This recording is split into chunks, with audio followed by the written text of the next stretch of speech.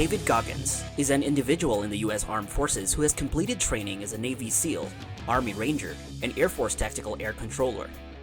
So when they had us doing this simple thing that guys are struggling with, Boat Crew 2 is just launching the fucking boat and you're yelling, yeah, you can't fucking hurt us, can't hurt Boat Crew 2. And I looked on the instructors' faces and it looked like someone had just fucked with their soul. He is a former Guinness World Record holder, having completed 4,030 pull-ups in 17 hours. Additionally, he is one of the world's most elite endurance athletes, having competed in over 60 ultramarathons, triathlons, and ultra triathlons. I'm back, motherfucker! I'm back! Recently, this retired SEAL has authored the New York Times bestseller, Can't Hurt Me. Before achieving any of these milestones, Goggins worked as an exterminator, earning only $1,000 a month and living paycheck to paycheck. At the time, he was overweight, with a weight of almost 300 pounds. Every day after his 11 p.m. to 7 a.m. shift, he would stop at Steak and Shake for a large chocolate milkshake and then head to 7-Eleven to get a box of mini donuts. During his 45-minute commute home, he would consume the donuts like candy, one after another. As soon as he got home, he'd turn on the TV and blast the volume so he could hear it while he showered. That was his routine up until one morning when he heard a program about Navy SEAL training. After getting out of the shower, he watched an episode and realized he was sick of being haunted by the feeling of being nobody. He didn't want to sit back and watch shows about great people doing amazing things anymore. He wanted to experience the feeling of true accomplishment. At the age of 24, Goggins decided to become a SEAL himself. He had prior military experience, having served in the Air Force from age 19 to 23.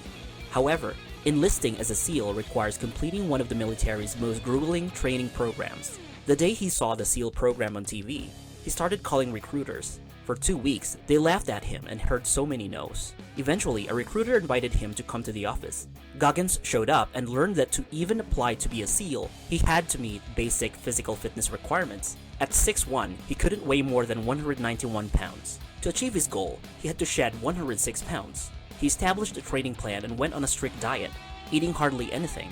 In less than 3 months, he lost the weight, but that was just the beginning.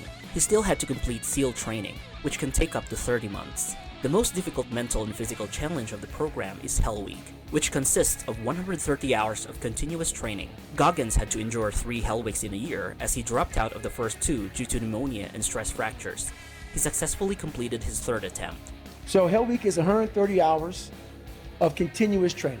You might get 2 hours of sleep. And what it does is, it's designed to break a man down to the parts where, like I talk about the surface, how it's fixing the surface. If you only fix the surface, you will never get through Hell Week.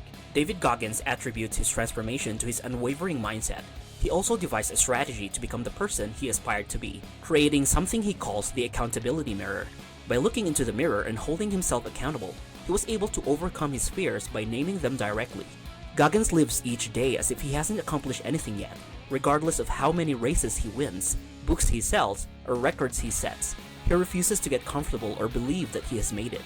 According to Goggins, everyone has their own bars to reach, whether they are work-related goals, such as becoming the CEO, or appearance-related goals, such as losing 25 pounds. Once people reach their bars, there's usually a big celebration, trophy, and maybe even a bonus check, but that's not the end for him.